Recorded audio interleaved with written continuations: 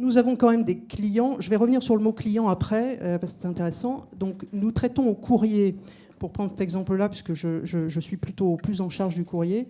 Nous avons 232 000 entreprises grandes et moyennes clientes identifiées du courrier.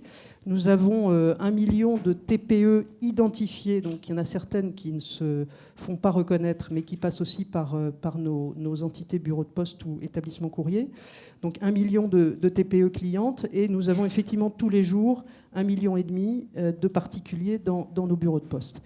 Alors, il y a une particularité. D'abord, le courrier est une entreprise qui est une très vieille entreprise, donc très implantée en France, puisqu'elle existe depuis Louis XI.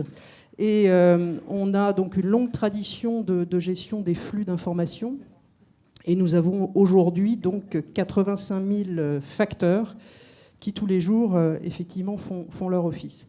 Et donc un formidable capital confiance et de proximité, à la fois de par les bureaux de poste et de par les facteurs qui sont tous les jours sur le territoire.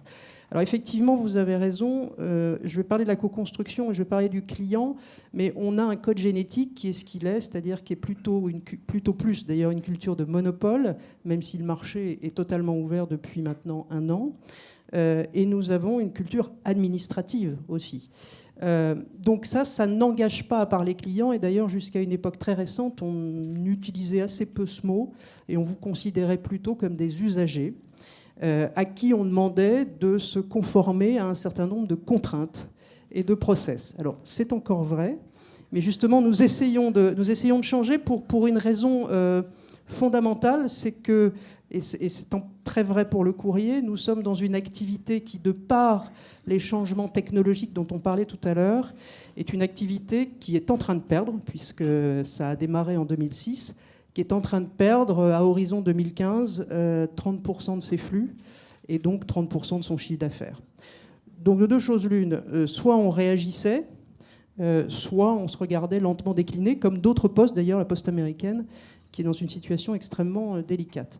Et alors, nous, on a choisi de réagir. Donc, évidemment, d'agir sur les charges, ça va sans dire, puisqu'on est une activité de coût fixe. Mais surtout, d'engager un vrai changement en profondeur, et donc de parler client, de considérer le client, et donc de travailler avec le client. Et effectivement, je vais donner un exemple. Alors, il y a un certain nombre de chantiers en cours au travers des différentes entités de la Poste, et particulièrement au courrier. Mais je vais donner un exemple qui est un peu emblématique et qui exprime, je crois, bien le changement culturel dans lequel nous sommes. On a éprouvé le besoin, il y a un petit peu moins de 2 ans, de changer de posture et donc de ne plus travailler comme avant, c'est-à-dire avec une direction industrielle très forte qui finalement faisait la conception des produits et qui imposait ses normes, à une logique qui est plus portée par le marketing, et le marketing n'étant que le porte-voix du client en l'occurrence. Et donc rééquilibrer un petit peu les choses, parce que de toute façon on a une activité de process, donc il faudra que ça reste processé évidemment. Mais donc on a pris le parti de créer, il y a un petit peu moins de 2 ans, une cellule qu'on appelle cellule offre sur mesure.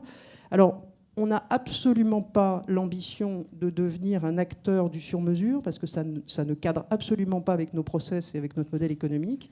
Néanmoins, on utilise, donc c'est une cellule qui représente 12 personnes à temps plein aujourd'hui, et qui travaille en fait au cas le cas avec un certain nombre de clients qui expriment des besoins sur lesquels on n'est pas en capacité de répondre aujourd'hui, mais sur lesquels ça nous intéresse de travailler en co-construction pour aller ensemble concevoir une offre qui a vocation donc à être une offre standardisée, ouverte au marché. Je vais vous donner un exemple et je terminerai là-dessus. On a travaillé, alors c'est un sujet qui va peut-être résonner aux oreilles de certains, sur un sujet qui s'appelle la dérivation, c'est-à-dire être en capacité de dériver des plis en amont et non pas de faire de la réexpédition de plis. Pour les entreprises, et notamment les banquiers qui sont dans la salle, ça peut être très intéressant pour aller traiter des flux à un endroit alors qu'ils souhaitent laisser une adresse de proximité à leurs clients pour remonter les chèques, par exemple. Et donc ça, on l'a fait avec une 60aine de clients. Et aujourd'hui, on va sortir en juin une offre standard pour l'ensemble du marché. Voilà. Okay. C'est totalement co-construit.